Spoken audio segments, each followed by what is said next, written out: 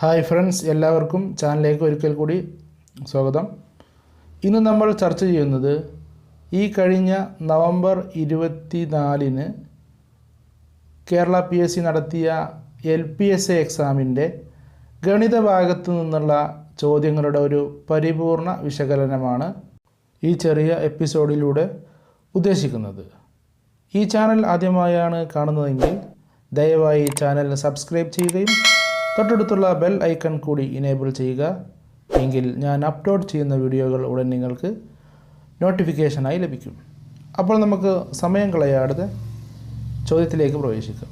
ആദ്യത്തെ ചോദ്യം: ഒരു സംഖ്യയുടെ 30% 75% തമ്മിലുള്ള വ്യത്യാസം 1350 ആണെങ്കിൽ സംഖ്യ ഏത്? 4 ഓപ്ഷൻ നൽകിയിട്ടുണ്ട്.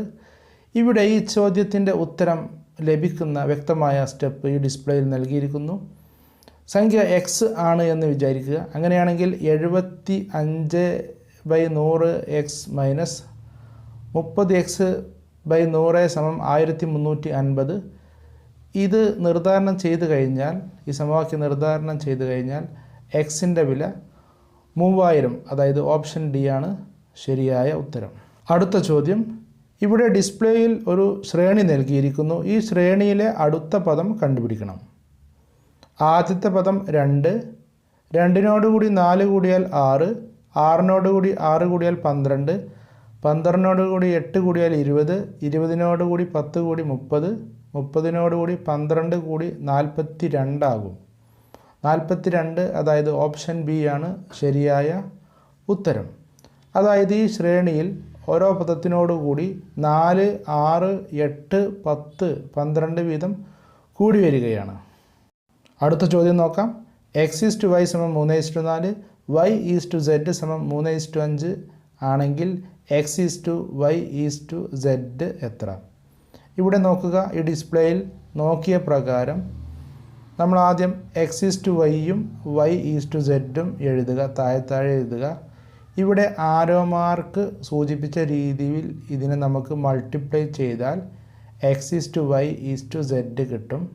ആരോ മാർക്ക് പ്രകാരം മൾട്ടിപ്ലൈ ചെയ്യുമ്പോൾ 3 × 3 9, 9:3 × 4 12, 4 × 5 20, അതായത് 9:12:20. ഓപ്ഷൻ ബി ആണ് ശരിയായ ഉത്തരം. അടുത്ത ചോദ്യം നോക്കൂ. 15 മീറ്റർ നീളമുള്ള ഒരു ഏണി ഭിത്തിയിൽ ചാരി വെച്ചിട്ടുണ്ട്. ഏണിയുടെ ചുവട് ഭിത്തിയിൽ നിന്നും 9 മീറ്റർ അകലെയാണ്. അങ്ങനെയാണെങ്കിൽ ഏണിയുടെ മുകളറ്റം നിലത്തു നിന്നും എന്തുയരത്തിലാണ്?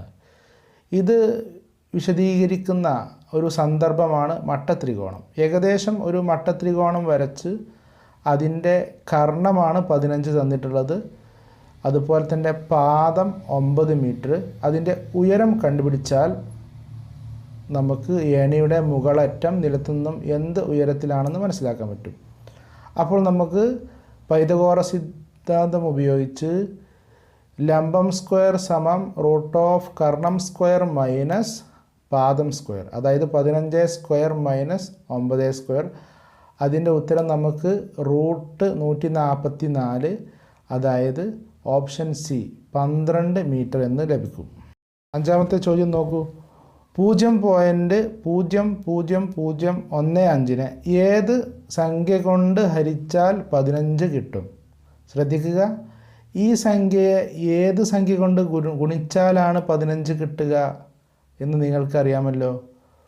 15 കിട്ടണമെങ്കിൽ ദശാംശ സ്ഥാനം 1, 2, 3, 4, 5 5 സ്ഥാനം മാറണം. 5 സ്ഥാനം മാറണമെങ്കിൽ അതിനെ എന്ത് ചെയ്യണം? 1,00,000 കൊണ്ട് ഗുണിക്കണം. ഇവിടെ അരിക്കുന്നതാണ് നമ്മോട് ചോദിച്ചിട്ടുള്ളത്. അരിച്ചാൽ ആ സംഖ്യയുടെ ഉൽക്രമം കൊണ്ട് ഗുണിക്കുക, അതായത് 1/1,00,000, അതായത് ഓപ്ഷൻ എ ആണ് ശരിയായ ഉത്തരം. ആറാമത്തെ ചോദ്യം നോക്കൂ. ക്ലോക്കിൽ 1 മണിക്ക് 1 പ്രാവശ്യം, 2 മണിക്ക് 2 പ്രാവശ്യം എന്ന തോതിൽ ഒരു ദിവസം എത്ര തവണ മണിയടിക്കും എന്നുള്ളതാണ് ചോദ്യം. അപ്പോൾ നമുക്ക് മനസ്സിലാകും, 1 മണിക്ക് 1 പ്രാവശ്യം 1+, 2 മണിക്ക് 2 പ്രാവശ്യം 2+, അങ്ങനെ 3+, 4+, 12 വരെ കൂട്ടണം. അപ്പോൾ നമുക്ക് 12 വരെ, ക്ലോക്കിൽ 12 വരെ അക്കങ്ങളുണ്ട്. അപ്പോൾ 1 മുതൽ 12 വരെയുള്ള എണ്ണൽ സംഖ്യകളുടെ തുക കാണുക. 1 മുതൽ 12 വരെയുള്ള എണ്ണൽ സംഖ്യയുടെ തുക കാണാൻ വേണ്ടി നമുക്കൊരു ഫോർമുലയുണ്ട്, n × n+1/2. അങ്ങനെയാണെങ്കിൽ 12 × 12 + 1/2, അതായത് 12 × 13/2. അതിൻ്റെ ഉത്തരം 78. അതായത് 12 മണി വരെ 78 പ്രാവശ്യം. പിന്നീട് 12 മണിക്ക് ശേഷം വീണ്ടും രാത്രി 12 മണി വരെ വീണ്ടും 78 പ്രാവശ്യം മണിയടിക്കും. അതായത് 78 + 78 156 തവണ. അതായത് ഓപ്ഷൻ ഡി ആണ് ശരിയായ ഉത്തരം. അടുത്ത ചോദ്യം നോക്കൂ. 10,2019+1 എന്ന സംഖ്യയുടെ അക്കങ്ങളുടെ തുക. ഒറ്റ നോട്ടത്തിൽ ഇത് കണ്ടുപിടിക്കാൻ പ്രയാസമാണ് എന്ന് തോന്നുമെങ്കിലും നമുക്ക് ഇതിനെ ആദ്യം 10,1 ആണെങ്കിൽ എന്തായിരിക്കും? 10,1 ആണെങ്കിൽ 10,1+1 സംഖ്യ 11 ആയിരിക്കും. 11ൻ്റെ വർഗ്ഗം 121 ആണല്ലോ.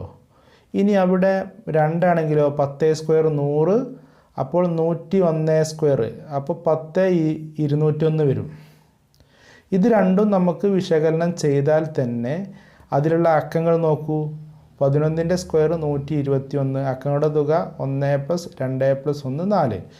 അതുപോലെ തന്നെ 101ൻ്റെ സ്ക്വയർ 10,201, അതിലെ അക്കങ്ങളുടെ തുക എത്രയാണ്? 1 + 2 + 1, പിന്നെ 2 0 ആണ്. തുക എന്തായാലും തുകയിൽ മാറ്റം വരില്ല, 4.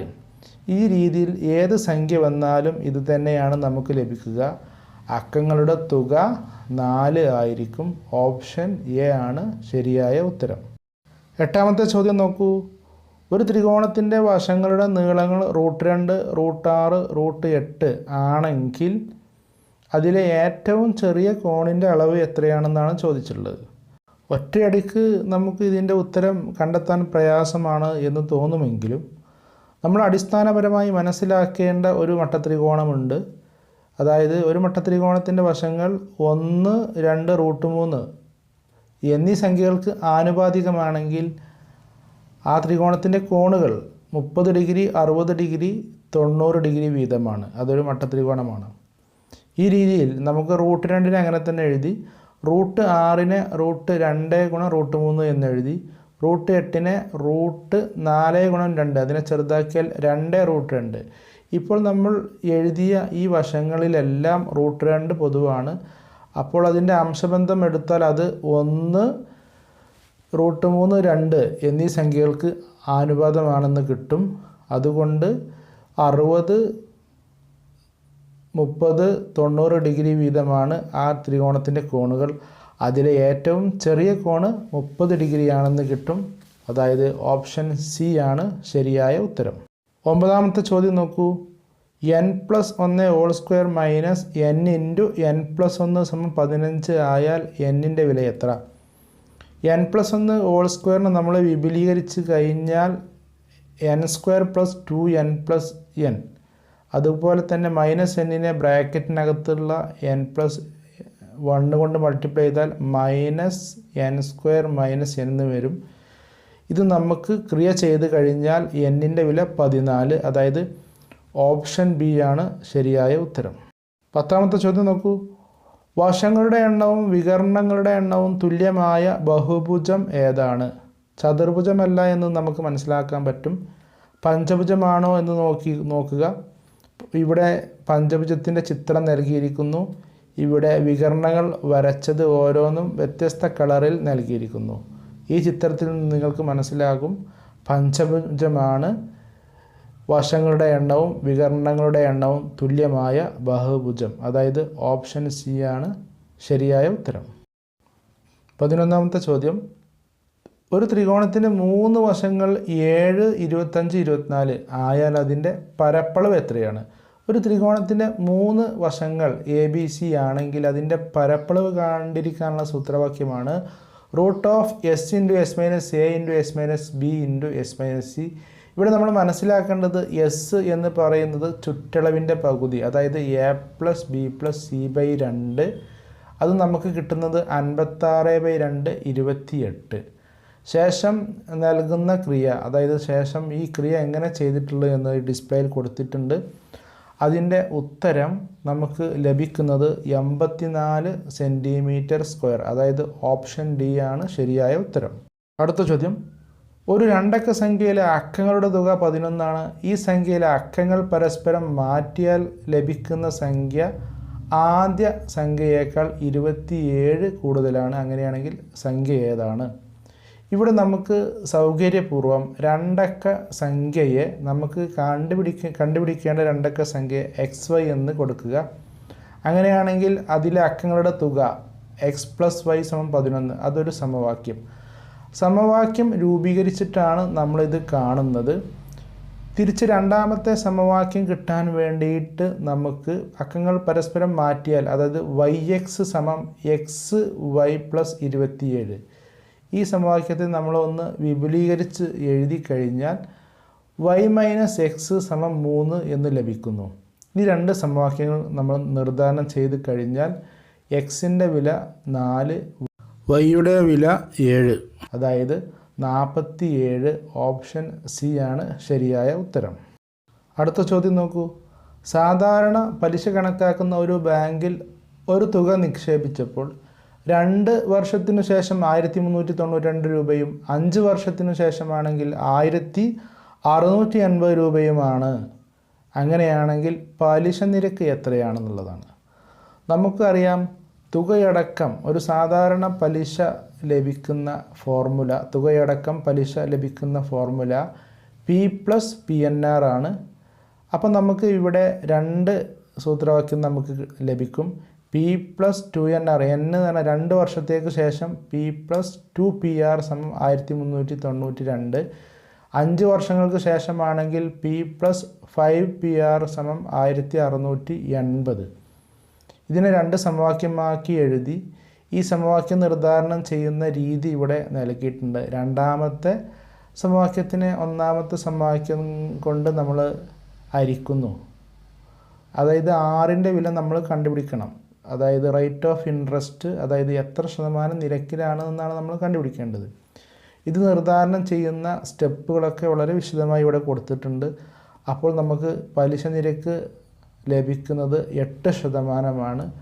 ഓപ്ഷൻ എ ആണ് ശരിയായ ഉത്തരം. അടുത്ത ചോദ്യം നോക്കൂ. ഒരു അതിവർഷത്തിൽ 53 ഞായറാഴ്ചകൾ വരാനുള്ള സാധ്യത എത്ര? ഒരു അതിവർഷം എന്ന് പറഞ്ഞാൽ സാധാരണ ഒരു വർഷത്തിൽ 365 ദിവസമാണ് ഉണ്ടാകുക. അതിവർഷത്തിൽ 366 ദിവസം ഉണ്ടാകും. അപ്പോൾ നമുക്ക് അവസാനത്തെ 2 ദിവസങ്ങൾ, അതായത് 364 ശേഷം വരുന്ന 2 ദിവസങ്ങൾ അതിൻ്റെ കോമ്പിനേഷൻ എടുത്തു കഴിഞ്ഞാൽ 7 വ്യത്യസ്ത കോമ്പിനേഷൻ നമുക്ക് ലഭിക്കും. അതായത് ഞായർ തിങ്കൾ, തിങ്കൾ ചൊവ്വ, ചൊവ്വ ബുധൻ, അങ്ങനെ നമുക്ക് 7 കോമ്പിനേഷൻ ലഭിക്കും. ഈ 7 കോമ്പിനേഷനിൽ 2 കോമ്പിനേഷൻ ഞായറാഴ്ചയായി വരും. അപ്പോൾ നമുക്ക് ആകെ ലഭിക്കുന്നത് സാധ്യതകൾ ലഭിക്കുന്നത് 7 ആണ്. അതിൽ ഞായറാഴ്ചകൾ വരുന്നത് 2 ആണ്. അപ്പോൾ ഓപ്ഷൻ ഡി 2/7 അതാണ് ശരിയായ ഉത്തരം. 15ാമത്തെ ചോദ്യം.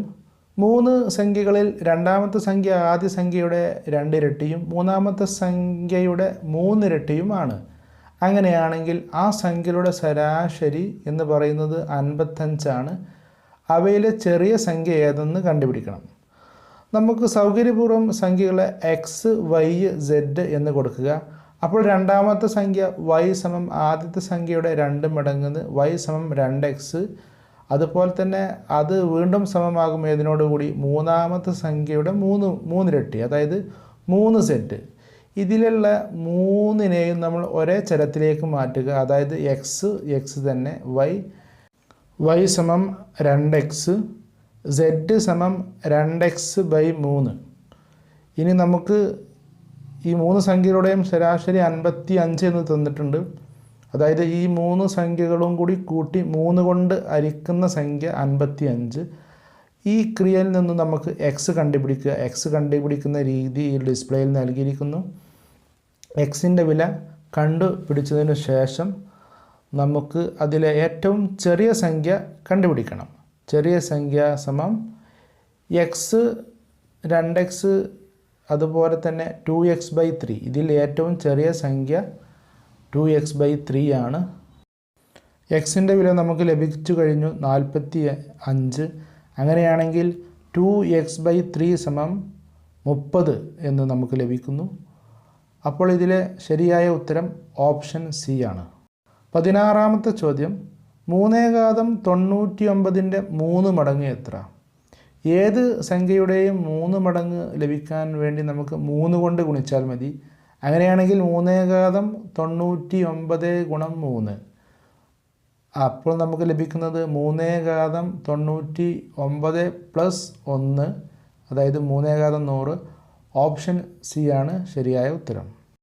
അടുത്ത ചോദ്യം നോക്കൂ. ഒരു സമപാർശ്വ ത്രികോണത്തിൻ്റെ 2 വശങ്ങൾ 4 സെൻറ്റിമീറ്റർ 8 സെൻറ്റിമീറ്റർ വീതമാണ്. അങ്ങനെയാണെങ്കിൽ ചുറ്റളവ് എത്രയാണ്? ഇവിടെ നമുക്ക് 2 ആശയമാണ് അറിയേണ്ടത്. ഒന്നാമതായി എന്താണ് സമപാർശ്വ ത്രികോണം, അതുപോലെ തന്നെ ഒരു ത്രികോണത്തിൻ്റെ 3 വശങ്ങൾ ലഭിച്ചാൽ അത് ഒരു ത്രികോണത്തിൻ്റേതാണെന്ന് നമുക്ക് എങ്ങനെ മനസ്സിലാക്കാൻ പറ്റും? ഈ 2 അടിസ്ഥാനപരമായ ആശയങ്ങൾ ലഭിച്ചു കഴിഞ്ഞാൽ വളരെ സിമ്പിളായിട്ട് നമുക്കിതിന് ഉത്തരം ലഭിക്കും. അപ്പോൾ ഒരു സമപാർശ്വ ത്രികോണം എന്ന് പറയുന്നത് 2 വശങ്ങൾ തുല്യം. അപ്പോൾ ഇവിടെ സാധ്യമായ ഓപ്ഷൻ, ഇവിടെ ത്രികോണത്തിൻ്റെ വശങ്ങളാവാൻ പിന്നെ നമുക്ക് ലഭിക്കുന്നത് 4, 4, 8, അതല്ലെങ്കിൽ 8, 8, 4. 4, 4, 8 ആവില്ല. കാരണം 2 വശങ്ങൾ കൂട്ടുമ്പോൾ 4 + 4 കൂട്ടുമ്പോൾ 8, മൂന്നാമത്തെ വശത്തേക്കാൾ വശത്തിനോട് തുല്യമായി വരാൻ പാടില്ല. ഒരു ത്രികോണത്തിൻ്റെ 3 വശങ്ങൾ ലഭിച്ചാൽ അത് ത്രികോണത്തിൻ്റേതാണെന്ന് നിങ്ങൾ മനസ്സിലാക്കണമെങ്കിൽ അതിൻ്റെ 2 വശങ്ങളുടെ തുക മൂന്നാമത്തെ വശത്തേക്കാൾ കൂടുതലായിരിക്കണം. അങ്ങനെയാണെങ്കിൽ 8, 8, 4 ആണ് ശരിയായ ഓപ്ഷൻ. അങ്ങനെയാണെങ്കിൽ 8, 8, 4 അതിൻ്റെ ചുറ്റളവ് 8 + 8 + 4, 8 + 8 16, 16 + 4 20. ഓപ്ഷൻ ബി ആണ് ശരിയായ ഉത്തരം. അടുത്ത ചോദ്യം, 3x + 2 സമം 9x - 1 ആയാൽ എക്സിൻ്റെ വില എത്ര?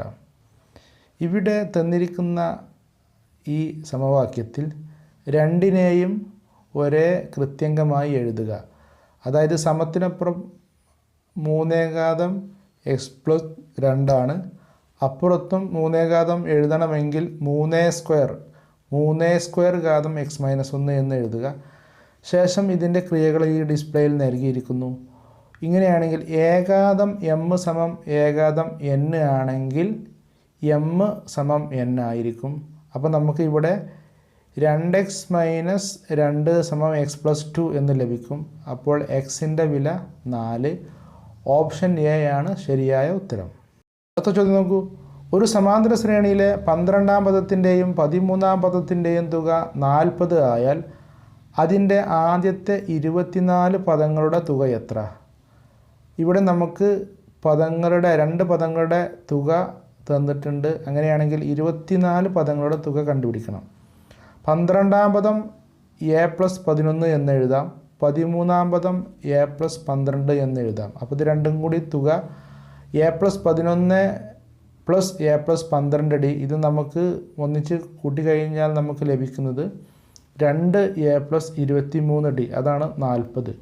ഇനി നമുക്ക് 24 പദങ്ങളുടെ തുക 24/2 n/2 × 2a + n - 1 × d എന്താണ് നമുക്ക് സൂത്രവാക്യം. അതിൽ 24/2 12 × 2a + 23d. അപ്പോൾ ഈ 2 പദങ്ങളുടെ തുകയാണ് 2a + 23d, അത് 40 ആണ്. അപ്പോൾ നമുക്ക് 12 × 40 480 ലഭിക്കുന്നു. ഓപ്ഷൻ ബി ആണ് ശരിയായ ഉത്തരം.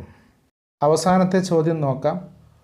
3/0 × 4/0 × 5/0 വില എത്രയാണ്? ഒരു സംഖ്യയുടെ മുകളിൽ 0 വന്നു കഴിഞ്ഞാൽ, അതായത് x⁻0 = 1 ആണ്. അപ്പോൾ നമുക്ക് 1 × 1 × 1 സമം 1. ഓപ്ഷൻ ഡി ആണ് ശരിയായ ഉത്തരം. ഈ ചോദ്യത്തോടു കൂടി ഈ എപ്പിസോഡ് ഇവിടെ അവസാനിക്കുന്നു. തീർച്ചയായും ഈ വീഡിയോ നിങ്ങൾക്ക് ഇഷ്ടപ്പെട്ടെങ്കിൽ നിങ്ങൾ ലൈക്ക് ചെയ്യുക, കമൻറ്റ് ചെയ്യുക, ഷെയർ ചെയ്യുക. ഈ ചാനൽ ഇതുവരെ സബ്സ്ക്രൈബ് ചെയ്യാത്തവർ സബ്സ്ക്രൈബ് ചെയ്യുകയും തൊട്ടടുത്തുള്ള ബെൽ ഐക്കൺ കൂടി ഇനേബിൾ ചെയ്യുക. എങ്കിൽ മാത്രമേ ഞാൻ അപ്ലോഡ് ചെയ്യുന്ന വീഡിയോകൾ നിങ്ങൾക്കുടൻ നോട്ടിഫിക്കേഷനായി ലഭിക്കുകയുള്ളൂ. അപ്പോൾ നമുക്ക് മറ്റൊരവസരത്തിൽ മറ്റൊരു വീഡിയോയുമായി കണ്ടുമുട്ടാം. അതുവരേക്കും എല്ലാവർക്കും ഗുഡ് ബൈ.